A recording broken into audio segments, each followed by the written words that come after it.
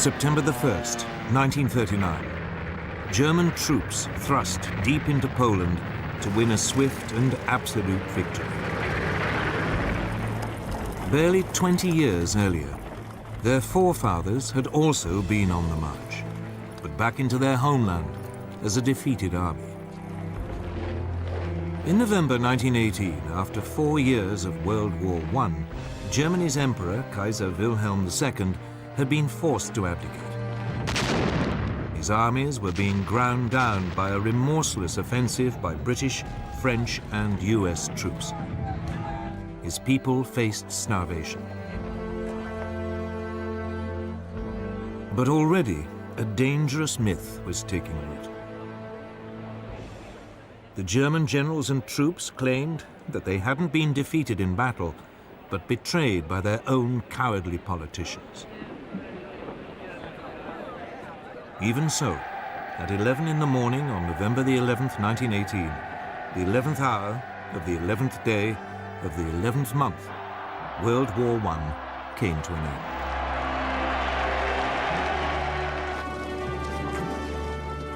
The following month, President Woodrow Wilson of the United States arrived in Europe, promising to create a new world order. He persuaded the world's leaders to sign up to a new League of Nations. At the Treaty of Versailles, they agreed that from now on, disputes between countries would be resolved not by fighting, but by debate in the League. The peoples of Europe were set free. Germany's ally, the Austro-Hungarian Empire, was dismembered.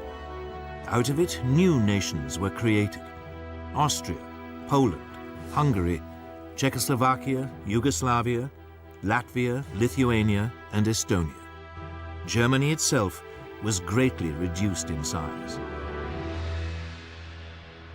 But this process contained a time bomb.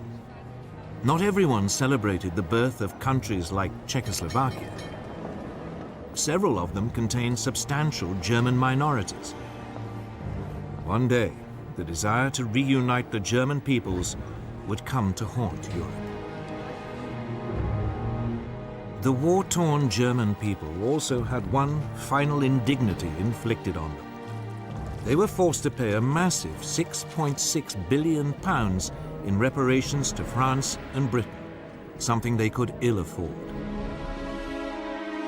And when he returned to America, Wilson's new world order immediately fell apart. The US Congress decided it could not risk being sucked into another war in Europe. It refused to join his league, and the US withdrew into isolationism. Germany was now a very different nation. It was still Europe's biggest country, but its militaristic monarchy had gone. It had become a democracy.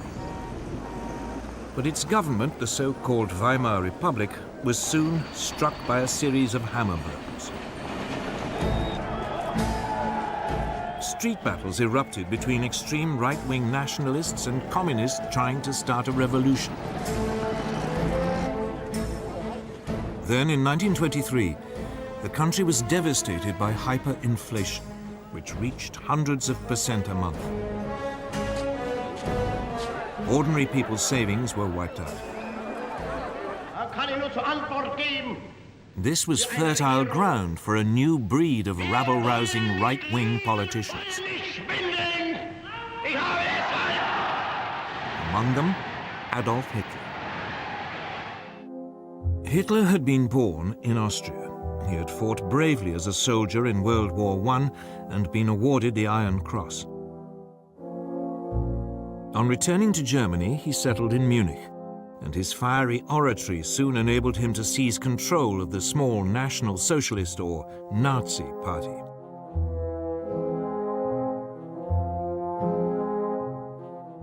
In October 1923, Hitler and his henchmen attempted an armed coup against the Weimar government.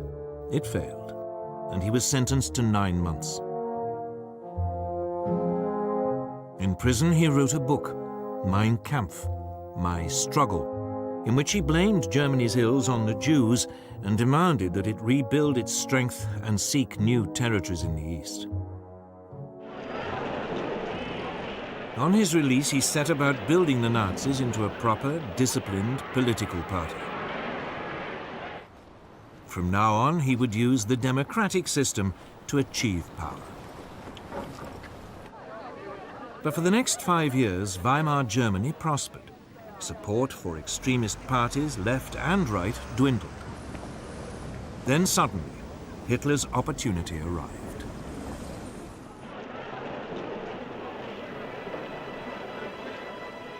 In October 1929, the US stock market crashed. Billions of dollars were lost, and an economic depression swept across the world. Unemployment in Germany soared to over 6 million.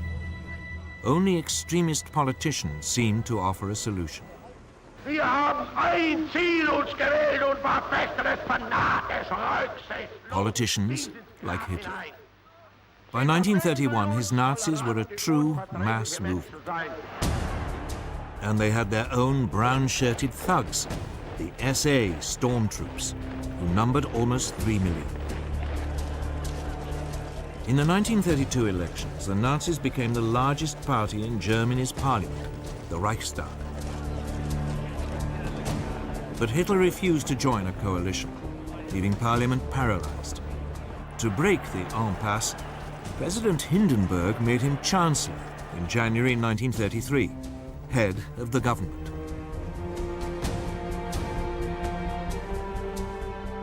Within a month, the Reichstag burned down. Hitler accused the communists and demanded emergency powers. He then used them to ban all other political parties. In August 1934, President Hindenburg died. Hitler declared himself president. He was now absolute leader, the Führer of Germany.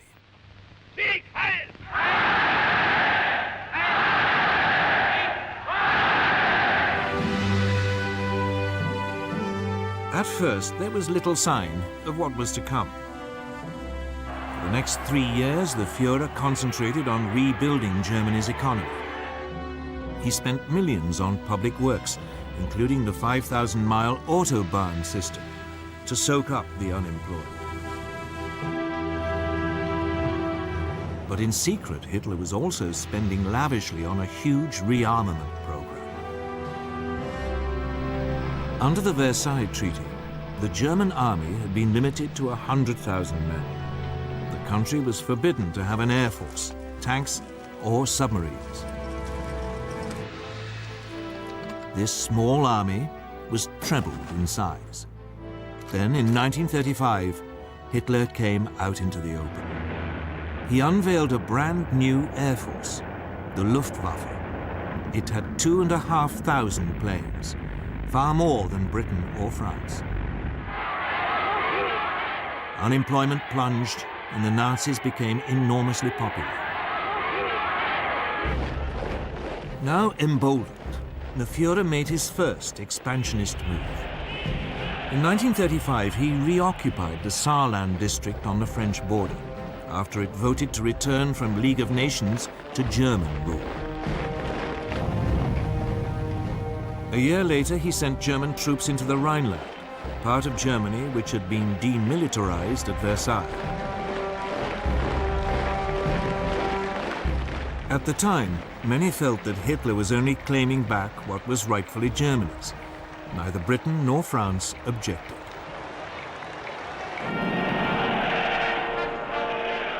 When Berlin hosted the 1936 Olympic Games, the Nazis were seen by many as firm but fair. A government which was restoring the nation's pride and which didn't threaten anyone. Of course, there were signs. The 1935 Nuremberg laws forbade Jews to marry true Aryan Germans and deprived them of their citizenship. But when the first threats came to world peace, they didn't come from Hitler at all, but from somewhere else entirely.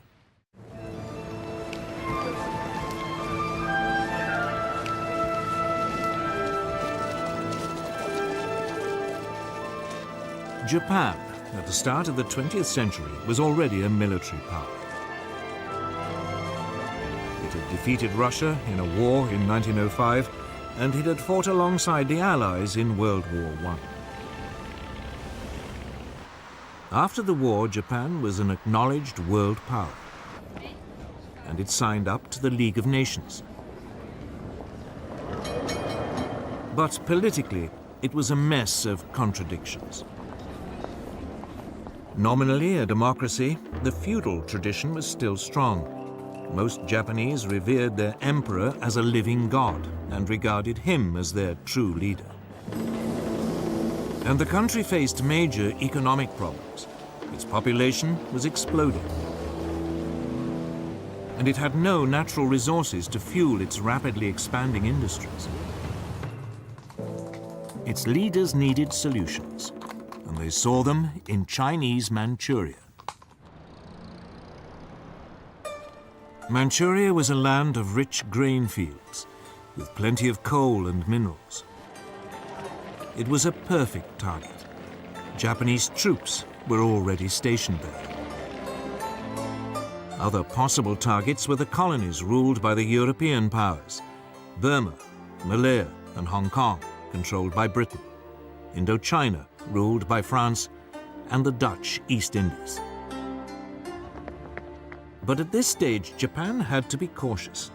They didn't want to rouse the other great power in the Pacific, the United States. For all its anti-imperialist slogans, the US actually ran an unofficial empire in the Pacific. The Philippines, Guam, and several islands were under its direct rule. It undoubtedly had the strength to take on Japan, but since the end of World War I, it had had other distractions.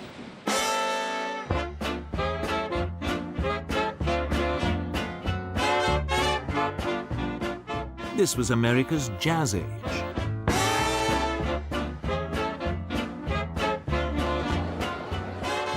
Throughout the 1920s, the nation concentrated on exploiting its vast resources. It was an economic boom that seemed without end. Fortunes were made both in industry and the stock markets. America seemed lost to the increasing pursuit of pleasure. With distractions like these, Japan's growing pains in the Pacific seemed very far away. America had slashed its army after World War I and agreed a naval reduction treaty with Britain, France, and Japan. This, in effect, handed naval superiority in the Pacific to the Japanese. And then came the Great Depression.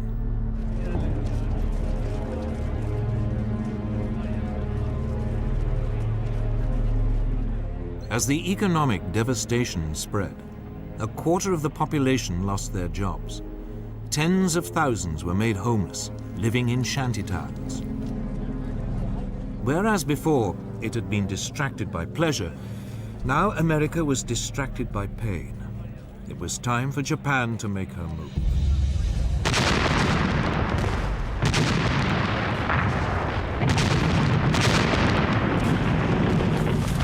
In 1931, without even informing their own elected government, the Japanese forces in Manchuria seized the capital Mukden and then overran the rest of the territory.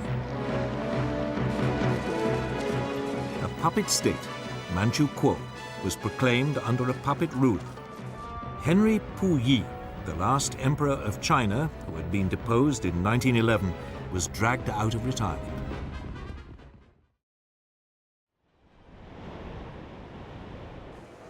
At its headquarters in Geneva, the League of Nations now faced its first great test. Japan was universally condemned. But her response was blunt. Japan, however, finds it impossible to accept the report adopted by the Assembly. The Japanese then just walked out, and the League suddenly realized there was nothing it could do about Manchuria.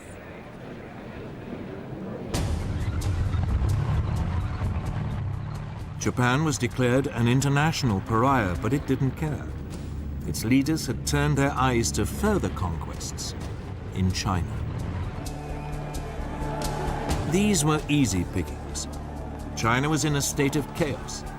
The government of Generalissimo Chiang Kai-shek was locked in conflict with the Chinese Communist Party under Mao Zedong. There was civil war.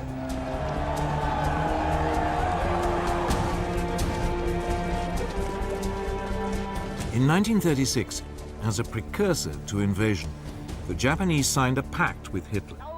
The aim was to guard against any attack by Soviet Russia were it to move on China.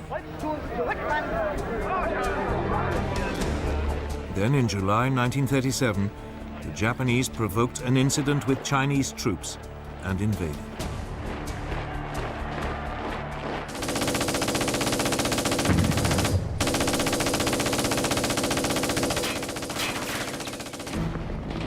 At first, the Chinese were taken by surprise. But they soon fought back fiercely, the communists even joining the Kuomintang in a united front. The Japanese responded with amphibious landings. By the end of 1937, they had overrun much of northern China and the coast.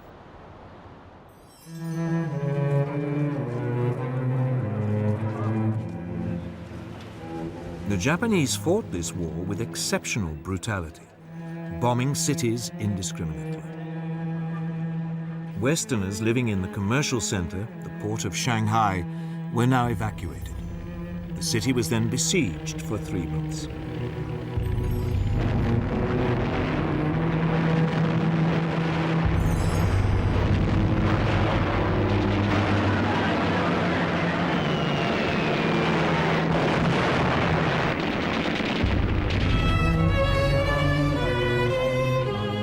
It suffered widespread damage, the Japanese forces showing no pity or concern for the native population.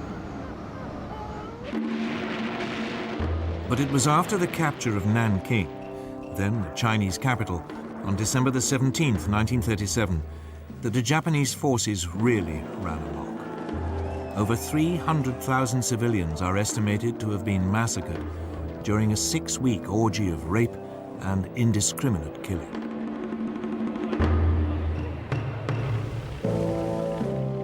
The Japanese even attacked British and US warships which had been sent to protect their shipping and trade.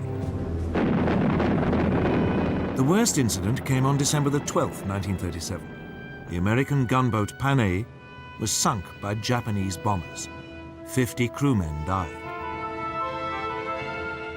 Despite this, the Western powers refused to intervene. So the League of Nations could do nothing. In the United States, President Roosevelt wanted to impose a naval blockade of Japan. It has become clear that acts and policies of nations in other parts of the world have far-reaching effects on us. But the British would have none of it, fearing that it might provoke a war. So all Roosevelt could offer was a $25 million loan to Chiang Kai-shek to buy arms. Even though the communists were now fighting alongside the Kuomintang, the Soviet Union did little to help either. Its only involvement was a series of clashes along its own border with Manchuria. But China itself received nothing. Instead, it had to fight on alone. During 1938, the Japanese overran Canton and pushed the Chinese forces deeper into the west of the country. All the rhetoric of the League of Nations, all those promises to stop international aggression had come to nothing. And by now, the Western powers were facing aggression much closer to home. Deve cristallizzare una posizione di potente ingiustizia. Sangue i principi che sorgono e che nascono e i principi che declinano, la vittoria è per noi, per I primi. Today, It is easy to laugh at Benito Mussolini, the fascist dictator of Italy. All that posturing seems faintly ridiculous now, but it didn't seem that way in 1922. Back then, Italy had seemed to be on the edge of anarchy. The country was riven by strikes and land seizures. The democratic government, just as in Germany, seemed powerless in the face of such unrest. So Benito Mussolini, a war veteran and a journalist, decided to take a stand. He organized a right-wing nationalist party, the Fascists. With the country paralyzed by a general strike in August 1922, Mussolini ordered his followers to march on Rome. Fearing a civil war, Italy's king, Victor Emmanuel, asked him to form a government. Si realizzassero le premesse necessarie e sufficienti per una collaborazione delle quattro grandi potenze occidentali, Mussolini swiftly stamped out any political opposition and assumed dictatorial powers. deve cristallizzare una posizione di potente ingiustizia. By 1928, his position seemed secure. Parliament was appointed rather than elected, and all power was firmly in the hands of the fascist Grand Council.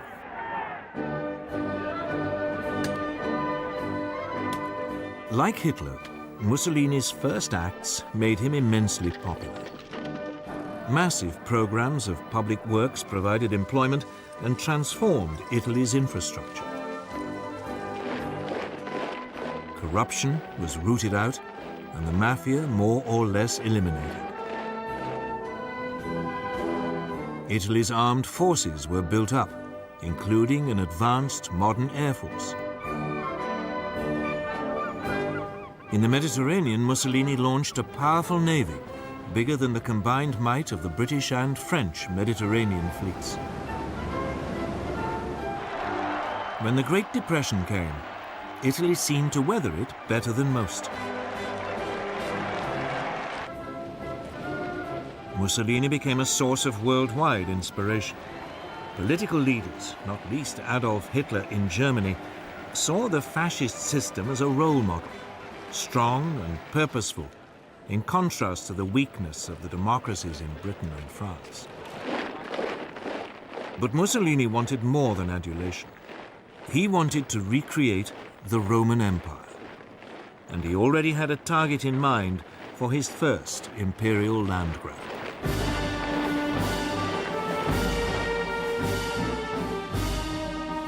His target was Abyssinia, today's Ethiopia. Italy already had colonies on its borders in Eritrea and Italian Somaliland. In December 1934, Italian forces provoked a clash with Abyssinian troops at an oasis in the Ogaden region, well inside Abyssinian territory.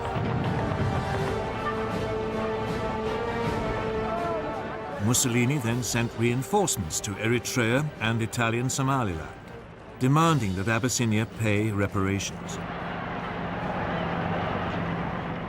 The Emperor of Abyssinia, Haile Selassie, appealed in person to the League of Nations.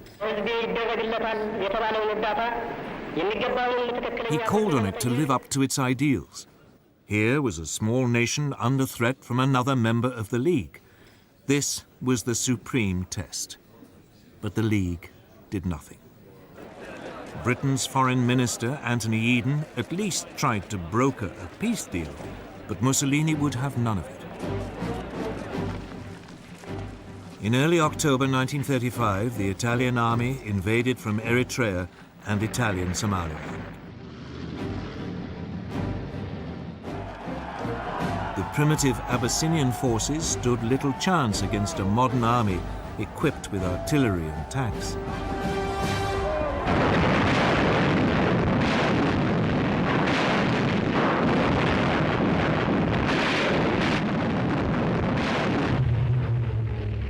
The Italian Air Force had total command of the air and harried the Abyssinians, on occasions dropping gas bombs, even though gas had been outlawed at Versailles. as a crime against humanity. After 6 months, Abyssinia was completely overrun. The Emperor Haile Selassie fled into exile in Britain. From its headquarters in Switzerland, the League of Nations wrung its hands. It did impose economic sanctions, but they had little effect. Mussolini's aggression had revealed two things.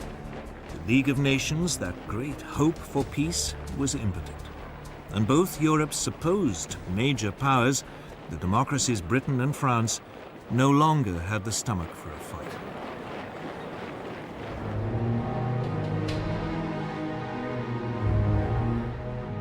Both Britain and France had been shattered by World War I, and their economies had never really recovered. Both had witnessed waves of strikes and unrest. Both had suffered mass unemployment, even before the Great Depression.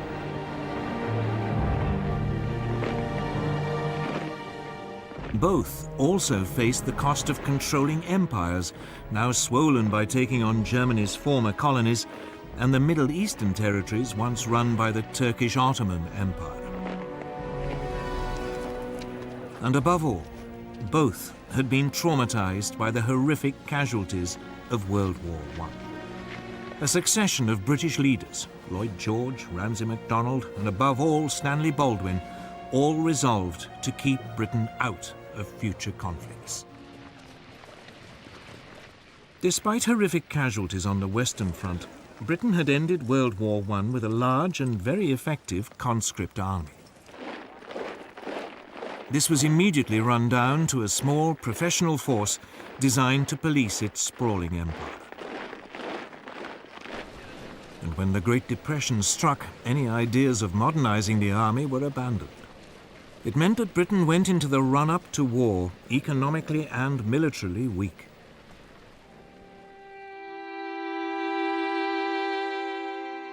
French losses during World War I had been even worse than the British. Ever mistrustful of the Germans, a large conscript army was maintained. But throughout the 1920s, France's birth rate had declined.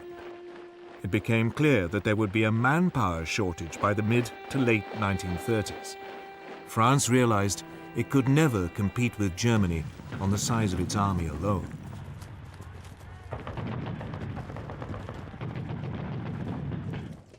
The solution was to adopt an entirely defensive mentality.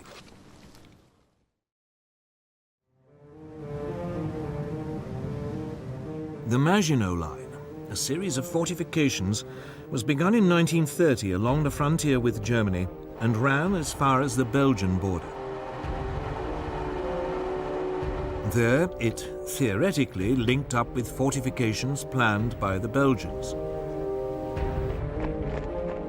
This new French military approach meant that France was only capable of waging a defensive war. It just did not have the ability to launch an attack on Italy, even if the British had had the troops to help. And of course, both countries knew that their navies in the Mediterranean were outnumbered by Mussolini's new fleet.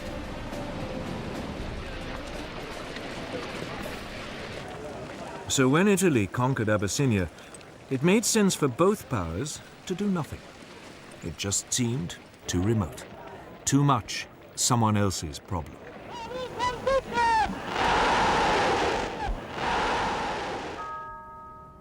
By now, they both had to deal with all the traumas of the Great Depression. That seemed so much more pressing. And above all, they were now faced with a military threat far closer to home. A resurgent and rearming Germany. And Germany's power, and that of Italy too, was soon about to be demonstrated in supporting the rise of another dictator in Spain.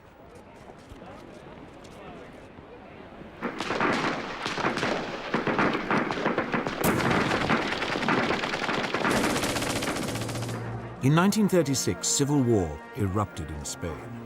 It was exceptionally vicious, setting family against family, communist against fascist, believers against atheists.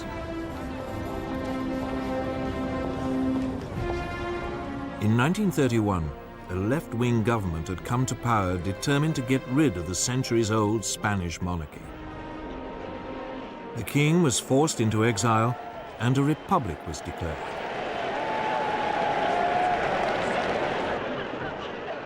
In February 1936, the parties of the left combined in a popular front to take on the forces of the right in a general election. The Popular Front won narrowly. Even though its reform program was modest, a wave of strikes and land seizures led the right to fear that a communist takeover was inevitable.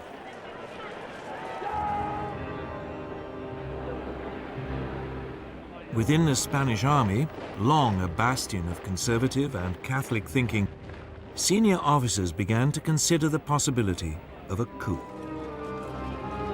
Among them was General Francisco Franco, a former chief of staff who had been effectively exiled to command Spain's forces in the Canary Islands.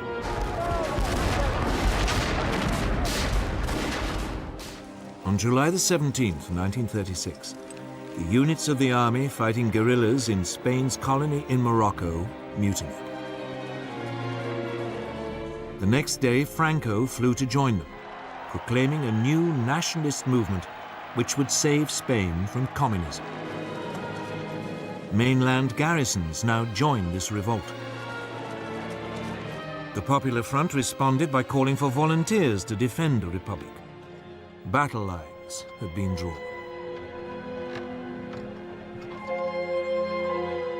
At first, Franco faced problems.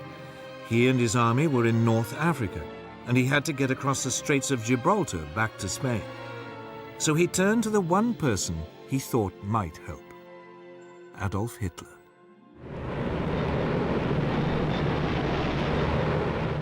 Within a month, transport aircraft from Hitler's new Luftwaffe had begun an airlift, taking Franco's battle-hardened veterans over to southern Spain.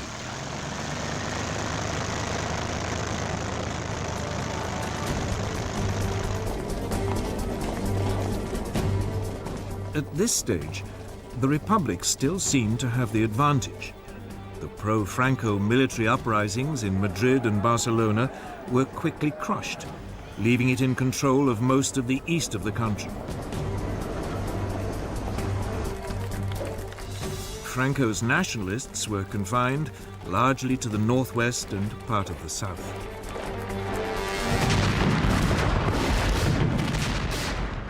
But the nationalist situation was transformed when Hitler and Mussolini started to pour in troops and weapons. The German dictator seized the opportunity to test his new equipment and expanding armed forces. The first panzer tanks were sent, along with some 12,000 troops. And the Luftwaffe deployed its Condor Legion, with its ultra-modern new bombers and fighters.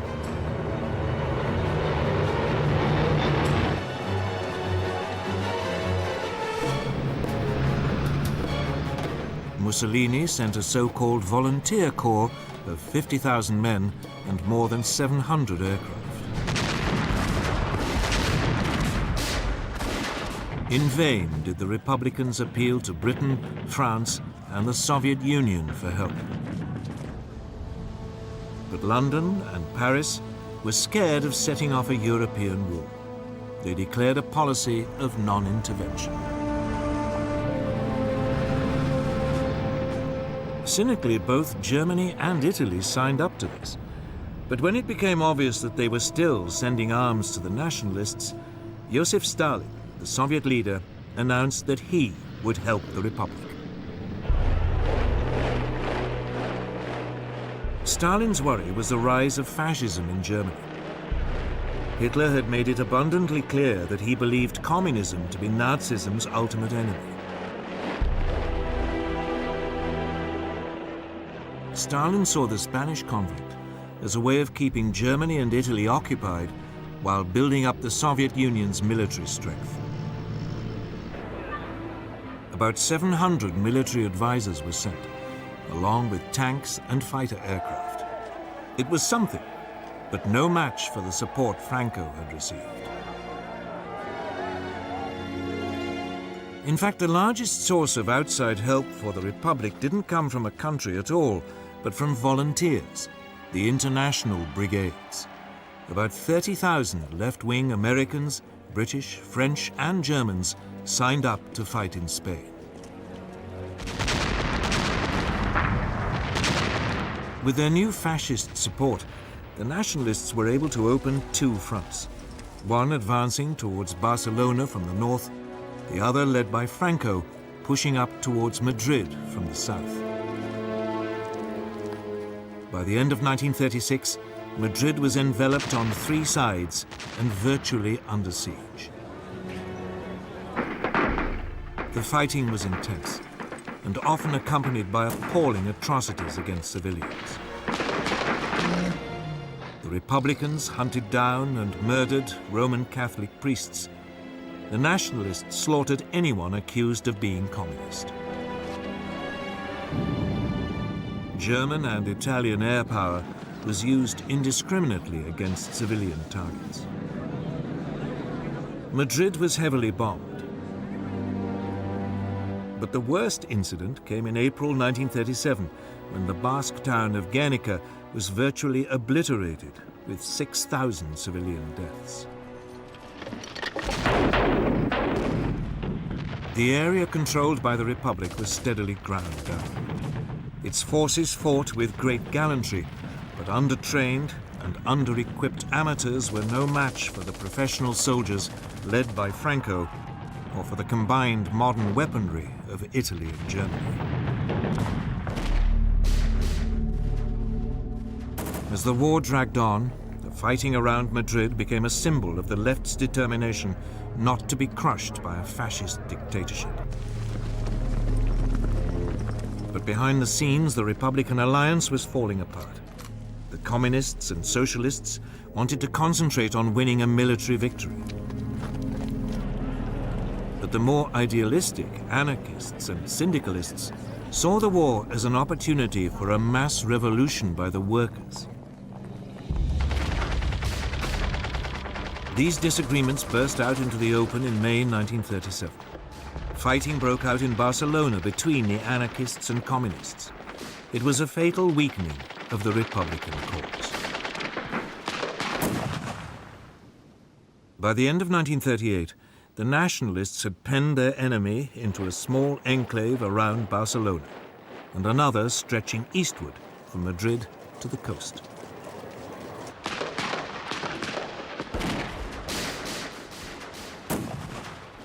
Madrid continued to hold out, but the international brigades were withdrawn.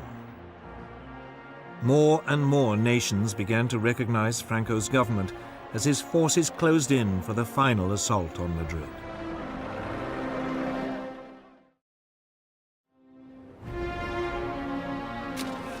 At the end of March 1939, its defenders, exhausted after nearly 3 years of fighting, the capital finally surrendered.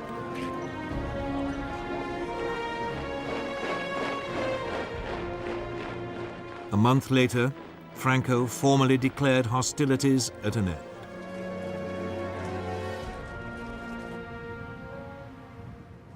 The scars of Spain's civil war took years to heal, and in some ways, they never have. And internationally, Franco's victory over the Republic proved a disaster. Hitler and Mussolini were confirmed in their belief that the democracies of Britain and France were impotent to resist any real pressure. While Stalin despaired of their willingness to confront fascism. Hitler in particular saw his way open to begin the aggressive policies outlined in Mein Kampf. Even before the Spanish Civil War ended, his armies were on the march.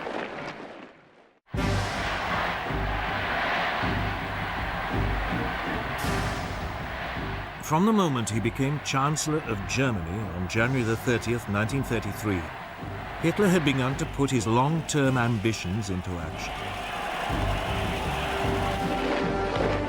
On February the 3rd, he told his top commanders that his ultimate aim was to conquer territory in the east and ruthlessly Germanize it. They were instructed to prepare for a massive expansion.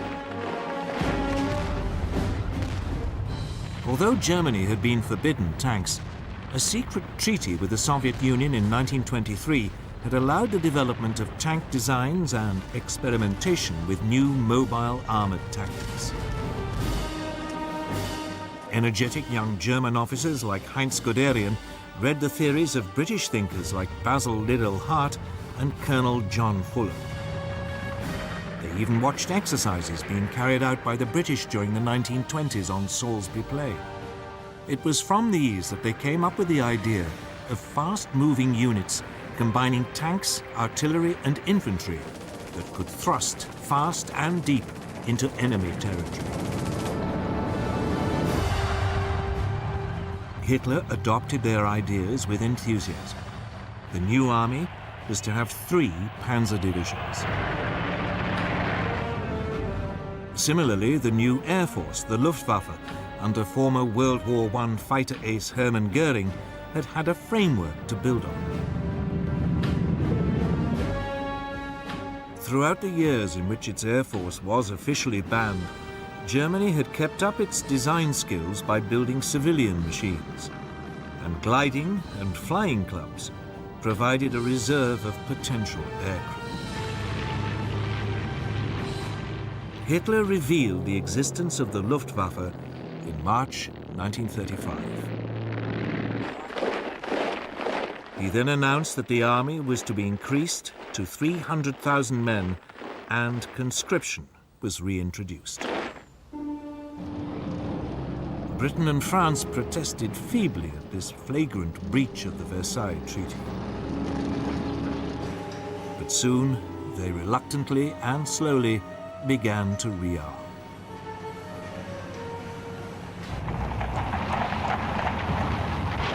Until this point, Hitler had been modest in his goals. He had only taken back what was his, the Rhineland and Saarland. But now he had a grander target in mind, his homeland, Austria.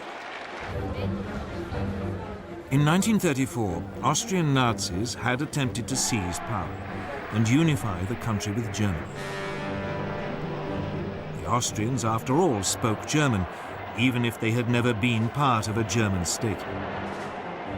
In February 1938, another Nazi plot was discovered.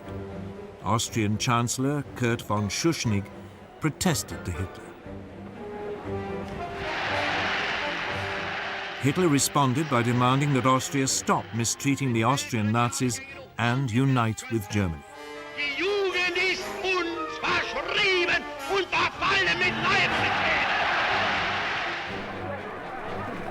Schuschnigg promptly called a referendum so that the Austrians could vote on whether to remain independent. But on March the 12th, 1938, the eve of the referendum, Hitler, fearing that it might produce the wrong result, sent in his troops. Complete surprise and an enthusiastic welcome by Nazi sympathizers made it a bloodless invasion. Within hours, Hitler announced Austria's incorporation into the Third Reich. A sovereign nation had, for the first time, been subsumed into a greater Germany. Once again, the Western democracies failed to react. In the summer of 1938, he turned on his next prey, Czechoslovakia. A substantial German minority lived in the northwest of the country, an area known as the Sudetenland. These Sudeten Germans had been part of the old Austrian Empire, but had been cut off when Czechoslovakia was created in 1919. This was the time bomb that had started ticking at the signing of the Treaty of Versailles.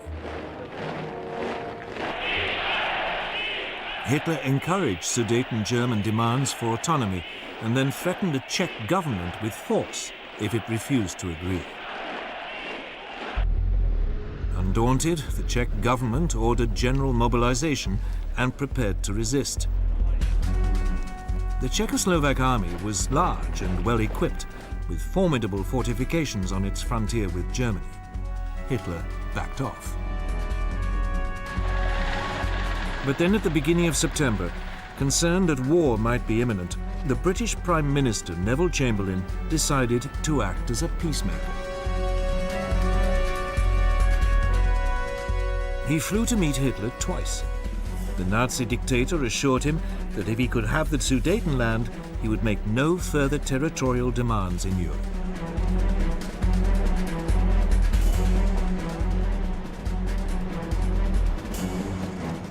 In Munich, on September the 29th, 1938, with Mussolini acting as mediator, France and Britain signed an agreement giving the Sudetenland to Germany in return for a formal declaration by Hitler that he had no more territorial ambitions.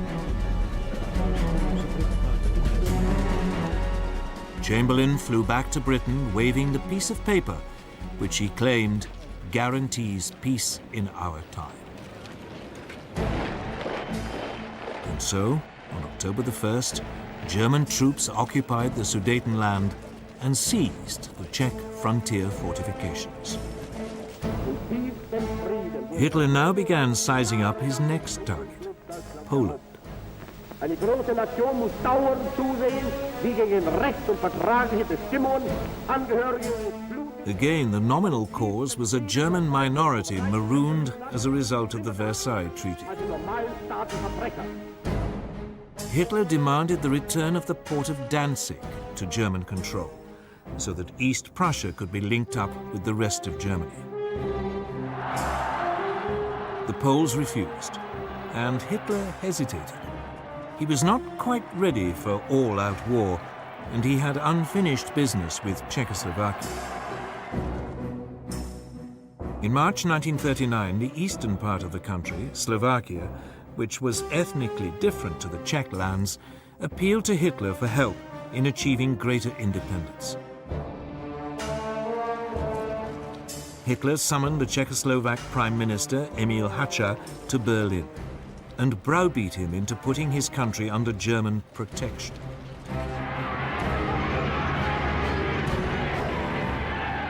German troops now marched into the rest of Czechoslovakia, unopposed. Most of the country was annexed into the Reich. Slovakia was declared a protectorate. For the first time, Hitler had seized non-German-speaking territory. But again, there was only a feeble protest from Britain and France. At the end of March, he again repeated his demand that Poland give up Danzig. This time, France and Britain declared unequivocally that they would declare war if he attacked Poland. But by now, Hitler cared little whether they did or not. He was sure that they would be weak and indecisive opponents. In Russia, Stalin had also become increasingly concerned by Hitler's aggression. In April, Stalin proposed an alliance with Britain and France. But negotiations made little progress. And finally, Stalin despaired, deciding that there was another solution to the German threat. On August the 23rd, the Soviet Union and the Third Reich, who everyone had believed were sworn enemies, announced a non-aggression pact. The agreement secretly specified that Poland would be split between the two countries, and Stalin would have a free hand to take over Estonia, Latvia, and Lithuania. Now free from any Russian threat, Hitler ordered his armed forces to prepare for an immediate invasion. On the evening of August the 31st, the German Wehrmacht prepared for the assault. Its Führer had made the decision which would plunge the world into war.